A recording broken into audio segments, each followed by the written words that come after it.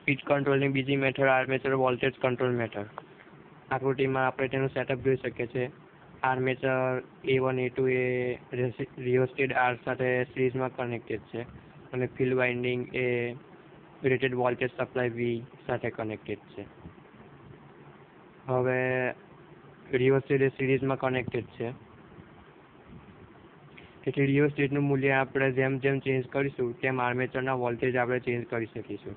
હવે આર્મેચરની સ્પીડ એટલે કે N is directly proportional two V એટલે કે વોલ્ટેજ. હવે સ્પીડ એ ડાયરેક્ટલી પ્રોપોર્શનલ ટુ વોલ્ટેજ છે, તો આપણે જેમ જેમ રિયોસ્ટેટનું મૂલ્ય ચેન્જ કરીશું તો તેની સ્પીડ પણ આપણે ચેન્જ કરી શકીશું. આમ રિયોસ્ટેટની મદદથી આપણે આર્મેચરની સ્પીડની કંટ્રોલ કરી શકીશું. હવે જ્યારે આપણે રિયોસ્ટેટના સ્લાઇડરને મૂવ કરીને પોઈન્ટ A પર લાવીશું, આ પોઈન્ટ A છે અને આ પોઈન્ટ B છે. અહીંયા મિનિમમ રિયોસ્ટેટ મળે અને અહીંયા મેક્સિમમ રિયોસ્ટેટ મળે.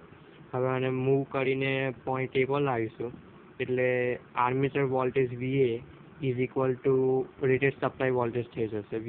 એટલે V is equal to VA ની કન્ડિશન ઊભી થશે. એટલે જે આર્મેચરની સ્પીડ હશે એ રેટેડ સ્પીડ હશે, એટલે આપણું આર્મેચર એ રેટેડ સ્પીડથી રોટેટ થશે.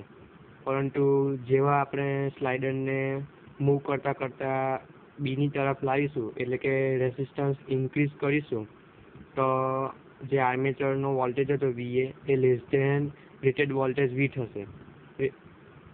વોલ્ટેજ ઘટશે એટલે આર્મેચરનું સ્પીડ હશે તે પણ ઘટશે. એટલે રિયોસ્ટેટ મીન્સ બીજી ભાષામાં કે રિયોસ્ટેટ ઇન્ક્રીઝ થશે એટલે આર્મેચરની સ્પીડ ડિક્રીઝ થશે.